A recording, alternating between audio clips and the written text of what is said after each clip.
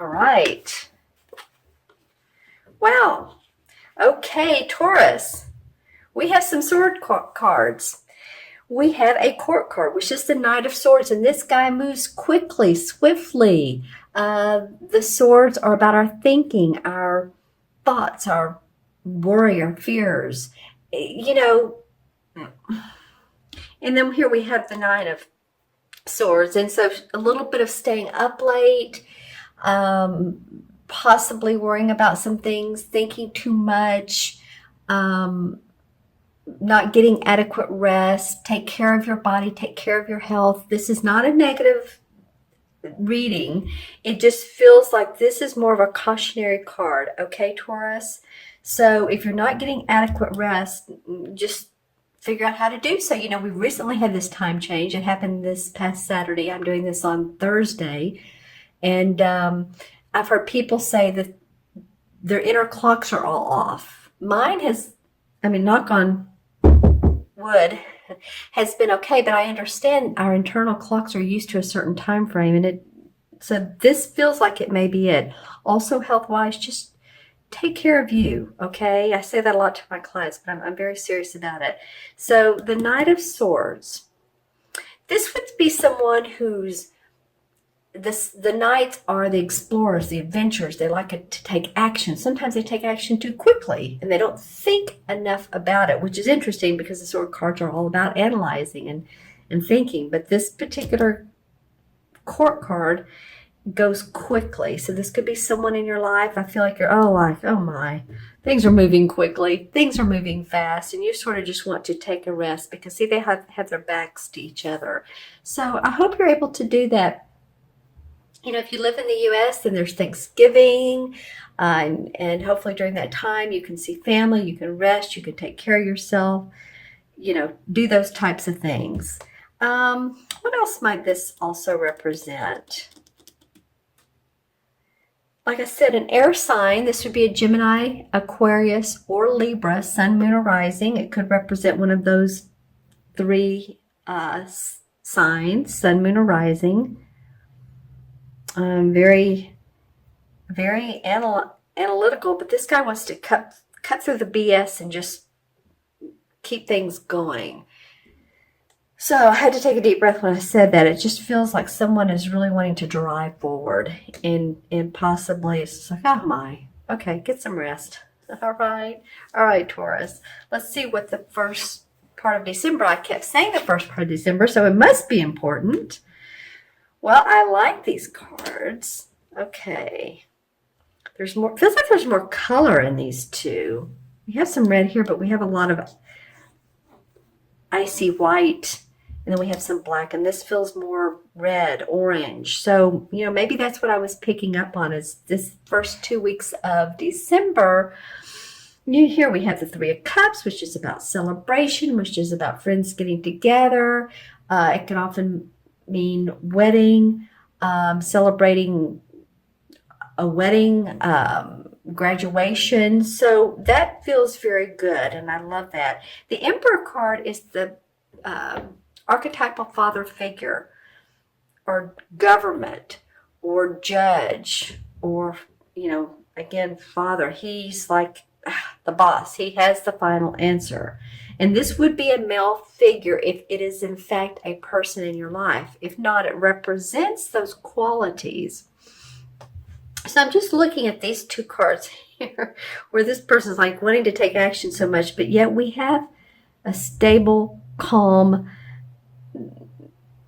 essence around here. And I think possibly if things are feeling like they're moving too quickly, then we sort of get a handle on things in the first 2 weeks of December. Maybe, the end of November, like I said, beginning of December you start to relax more. Let's see what the transition card can be between month to month. The Page of Wands. Okay, so we have a page. It's another court card. He's a young guy. And the wands are, of course, about our work, what we do, what we put out in the world, our passion, our creativity. And the page is young. So, of course, the young dudes bring news. So possibly hearing news. Now, this sometimes can be of a birth or the birth of an idea, birth of a job, birth of a project, birth of a relationship. But I feel like something's going to transition for you.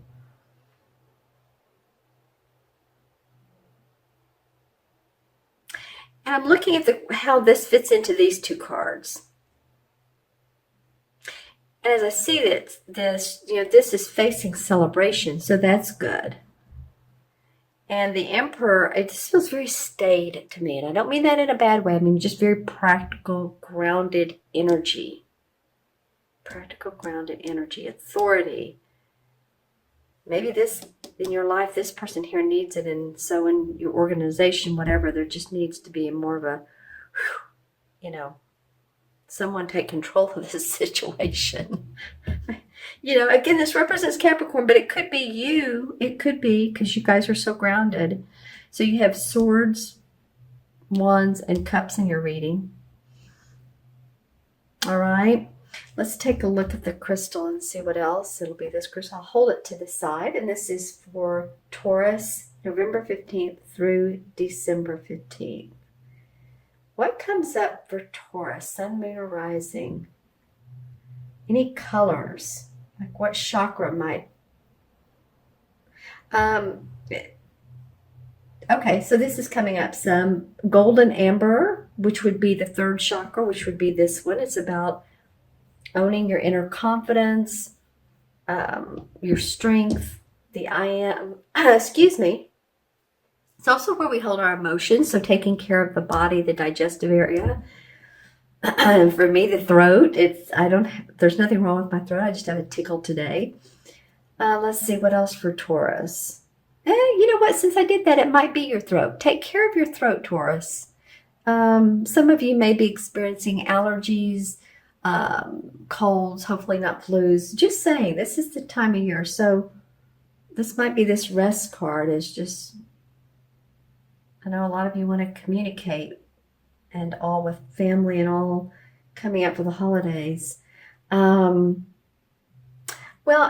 would be a hard visual to describe. There's a lot of activity. It's beautiful. The sun is on one side, and then on the other side of this, like this straight plane is more of a, like what I was talking about, like an icy blue color, sort of like this, the way this is. So it might be that this is it more in regards to, November's more into inner awareness, thinking about things. And then the first 2 weeks of December, you're starting to feel more outwardly. Let me know if that resonates with you as well. Oh, wow. And then I turn the crystal over, and there's definitely a plane. So some of you are going to be taking trips, going to see family, and all of that. All right? Okay, so I'll add up the cards for you. Let's see. We have 1 and 9 is 10, and 4 is 14, 15, and 18. All right, 1 and 8 is 9, of course. 9 in numerology is about completion. Not being judgmental. It's a high vibration number. Letting go, the ability to let go of what you don't need, and that can mean items you have, or it can mean relationships or friendships, romantic partnerships that don't serve you any longer. There's a lot of, like I said, the high vibration is the 9. So it's in your best interest to feel complete, to know that you're on the right road. Okay, and the 9 I'm going towards the 18. Never mind.